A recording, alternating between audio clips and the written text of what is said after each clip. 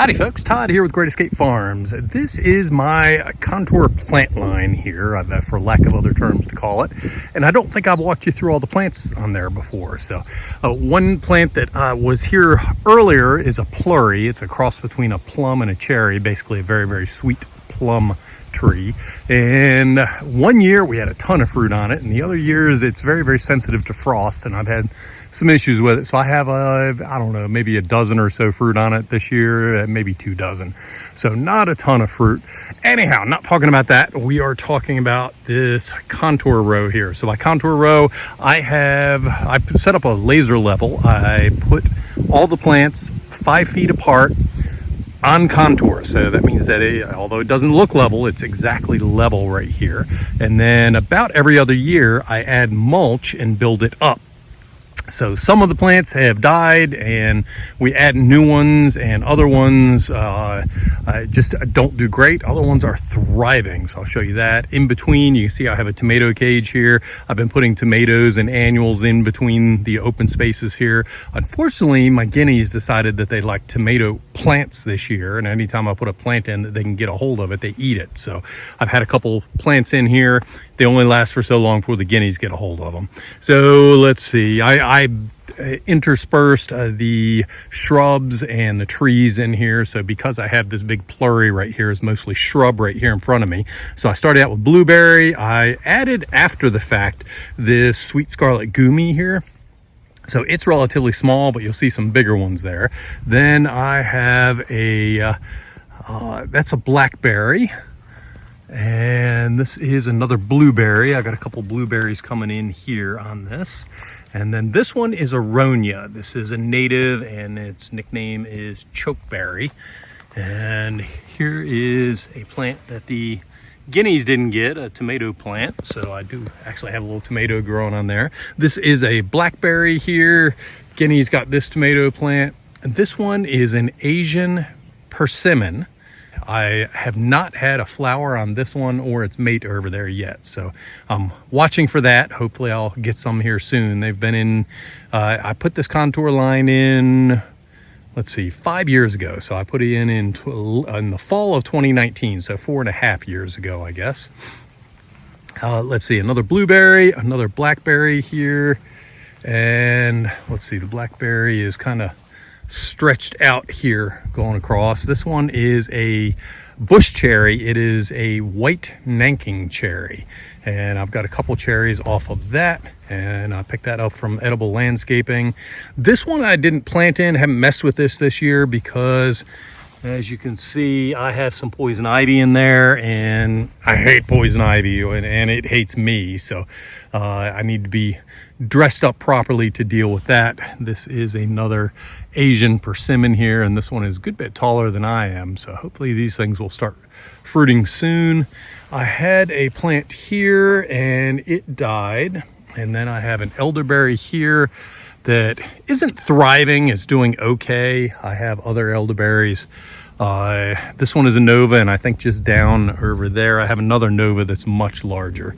This is a butterfly bush. I brought this from Maryland when I moved here, and just simply I had it. I put it in the ground, and it attracts a lot of butterflies. So not edible or anything, but I just put it in. This is a Nanking cherry that has red cherries, and wonderful producer. Ooh, I actually see some in here I missed. So you can see right back there, hopefully, that I have a couple Nanking cherries in there. And I think that's it for the most part as I see those. No, there's another one back in there. So there's a couple of them. Usually when I see them red, I go ahead and I yank those off. This is a pawpaw here. So I put this in as a seedling in 2019. So it's been here 4 years. And right now, I'd venture a guess, it's somewhere between 7 and 8 feet tall. It did flower this year. I haven't looked through to see if I glanced real quick. I didn't notice any fruit on it. So I'll wait for it to get a little bit larger. I do have other trees on property that do have pawpaw fruit. So I'll keep an eye out for those. This is a Korean bush cherry. And yep, I do have one back here. I didn't get. So Korean bush cherry, for me, flavor profile and everything else, very, very similar to Nanking cherry. The main difference with Korean bush is it is self-fertile, so I don't need another pollinator to go with it. This is another Nova elderberry, very, very large, lots and lots of flowers up there on top, so hopefully I'll get some fruit off of that this year. And I have two Novas next to each other here, and they don't cross-pollinate with each other, but I have other ones you can see down there. I have let's see, I have John's, Adams, Nova, Ranch, and Gordon here, so I have plenty of American elderberries for these to cross-pollinate with. And this is what I'm going to be harvesting tonight. So I have, let's see, just in this row, I have 3 of these bushes, and these are Sweet Scarlet Gumi. I hope you can see all this fruit on here. There is just tons and tons and tons of fruit here. Usually I don't get that much. It goes between the birds and the chickens and everything else. Everything's munching on it, and me, and I don't harvest that much and put away. But this year I'm going to go ahead and harvest it and freeze it and see if I can make kombucha out of it and a number of other things. So there's plenty here for both myself and the wildlife this year, so I will definitely harvest that. Here's another plant that I harvest a good bit of. Again, this is chokeberry. We talked about it already. It's aronia, and these are Viking aronias. So the plants in the back there, we'll get into that in a minute. That came in after the contour line. This is another pawpaw. It was a seedling put in the same time as the other one. So the other one was about 7 foot and this one's about 2 foot. And I think what I did is I put a dynamic accumulator way too close to it and just competing for root space and everything else down there. So it's definitely stunted the growth on that one. This is another Nanking cherry, and here's a Nanking cherry right here, up real close. So you can see it's smaller than a regular cherry, a little bit on the sour side, but just a wonderful, there's another one up there, just a wonderful fruit to munch on as you're going through the yard. And then we have more Sweet Scarlet Gumi here, a self-fertile bush. It's in the Aleagnus family, like autumn olive, but this is not invasive, which the autumn olive is invasive. And speaking of invasive, don't know if anybody knows what this is, but this is a wineberry bush, and it can become invasive. I have to work to keep it under control, but so far so good. When I dig them up, I actually put them in a pot and I sell them off with warnings that they can become invasive. And then here I have another chokeberry or aronia. Down here is another pawpaw, a little bit smaller, and this one I know had flowers as well. This one is about 6.5 foot right now. And this is the last Sweet Scarlet Gumi in the row here, and plenty of fruit on this. Everything is just looking great with those. This mess right here is goji berry. I need to get in and weed it and clean it up.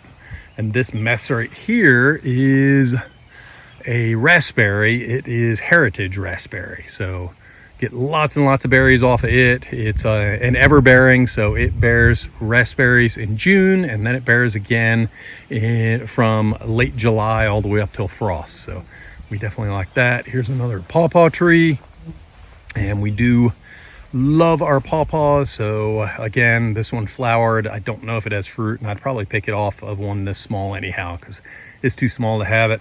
This is a companion to another plant that I have. This is the high bush cranberry, and down at the end I have a high bush cranberry. We'll go see that in a minute. So that one's been flowering for years, hasn't produced fruit, and I needed another variety, not another variety, but another gene pool for it to cross-pollinate with. So I have that now. This one did not flower this year, so again, I didn't get fruit on my tall one back here, but hopefully soon. And then this, I'm not quite sure, I'll have to look up, some kind of holly or something, but has amazing smell of the flowers here. So again, I need to trim it back and weed around it and get it doing a little better. Let's walk on around here. This is a Schisandra, or a 5 flavor, or a Chinese magnolia, a lot of different names for it. It is one of the top 50 medicinal plants in China. So lots going on with that. So I dig up the suckers. Let me see, you can see right here, there's a couple suckers coming up right in there. I dig those up and put them in a pot and I'll sell them. And this is the back side of the contour line. After the contour line was put in, I added blueberries. So you can see I have just lots and lots of blueberries in here. These guys are producing a good bit of fruit. I have some weeds in here I need to get out of here. And this is a blueberry mixed in with a goji berry that goji kind of sends out roots and spreads all around. And speaking of spreading all around, I see suckers right here coming up from the pawpaw. And I will go ahead and pull those out. So pawpaws are a suckering plant, and I want all of the energy to go to the main plant there. So I'll be cutting the suckers out. One of the disadvantages of not keeping up with things, and you can see I got a weedy mess right here. It's just been a real busy spring, but a lot of blueberries on these blueberry plants. So can't wait to harvest those. They will go into the freezer and I will save them for winter time.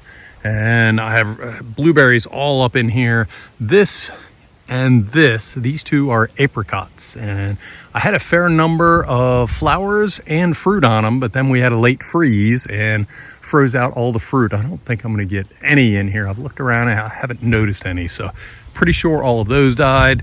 And then I have in this area right here some cherries. So that's it for the back area by the contour bed. So if you have any questions, go ahead and comment on this and I will get back to you as soon as I can. And I have other areas of the yard I'll go ahead and give you a tour on here in a little bit, maybe another day actually.